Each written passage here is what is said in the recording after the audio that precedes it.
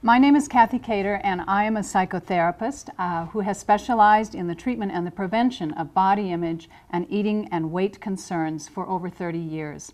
I'm here today because I want to talk to you about my concerns with holding weight loss and weight control as a goal and monitoring of body mass index or weight in children. My healthy body image curriculum was among the first to demonstrate significant improvement in body image and weight-related attitudes among young children and is recommended by the U.S. Department of Health in their Body Wise packet for educators. I've published many professional articles and speak at conferences across the country in regard to preventing and reversing body image, eating, and health problems. So I'm grateful to have this opportunity to talk today about two parallel bills that are going through the Minnesota legislature. These bills propose, in essence, a statewide public health promotion program, and I'm very much in favor of this program in general, of these bills in general.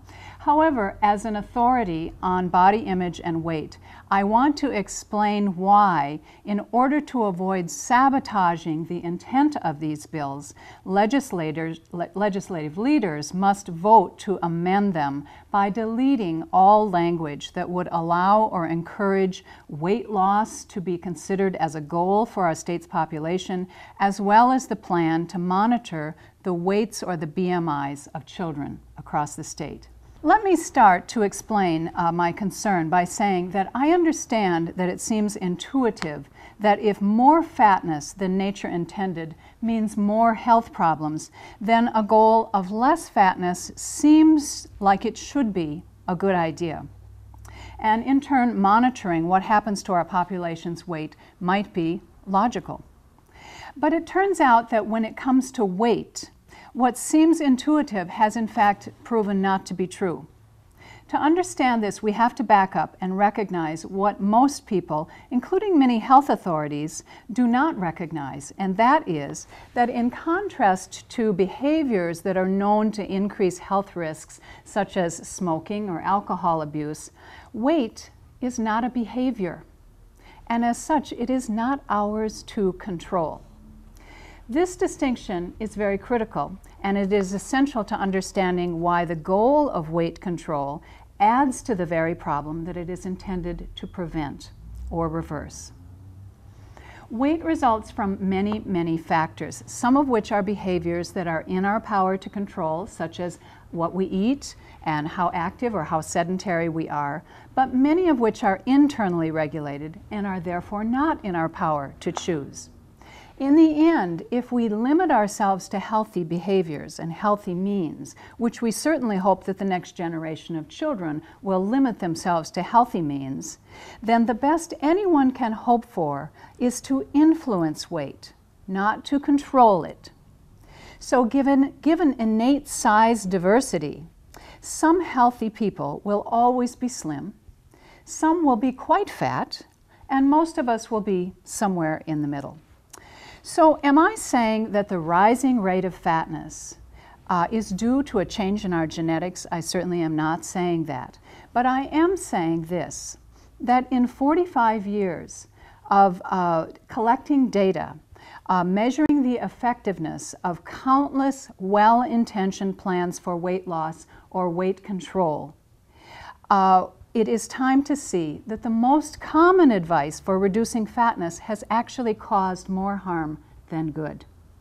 The fact is, when weight control or loss is the primary motivation for engaging in wholesome eating and fitness activities, the less likely people are to maintain those behaviors, and the more likely it is that they will engage in behaviors that actually cause their weight to increase over time. So despite the fact that the thinner we try to be, the fatter we become, as a nation, we persist in the belief that if we can generate or now legislate enough concern or worry about weight, people will do something about it. But this flies in the face of important studies that document what many of us who have been working in the trenches for years with body image and weight concerns have known for a long time, and that is that feeling bad about weight and holding weight loss as a goal does not serve as a motivator for healthy behaviors. To the contrary, studies are quite clear at this point in time that unhappiness about weight is a catalyst for disordered eating, weight gain, and poorer overall health. In light of this, how can we proceed with legislation that adds fuel to the fire by proposing weight loss as a goal and the monitoring of weight as if this will one day help? It's well known that when people look at pictures like this, they make assumptions about the person in the photo.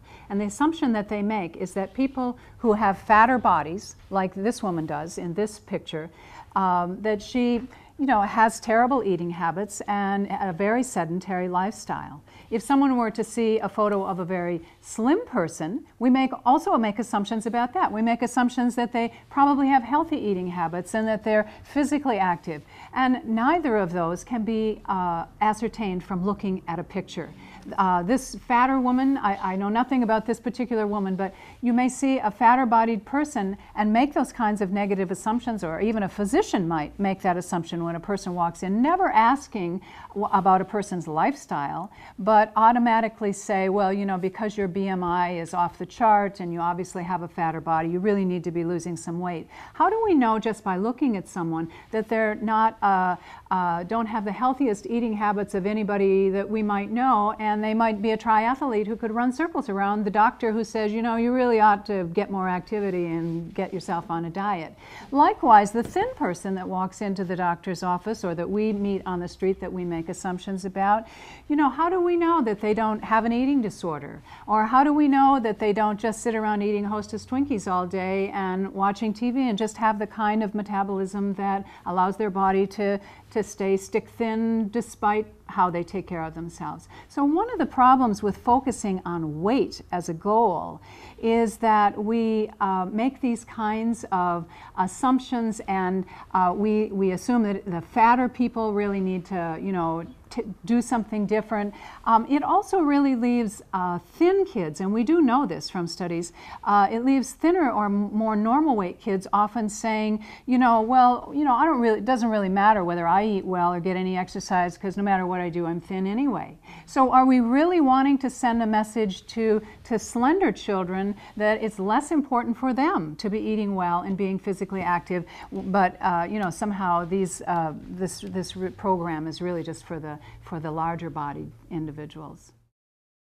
I think that the worst thing is that we will continue to spiral out of control, and that we will continue to see rising rates of fatness as people continue to feel that they should be focusing on weight loss as a goal, which has the direct effect of causing people to be more out of control of their eating. Often, anyone can lose weight temporarily by going on some kind of weight restrictive diet and exercise plan.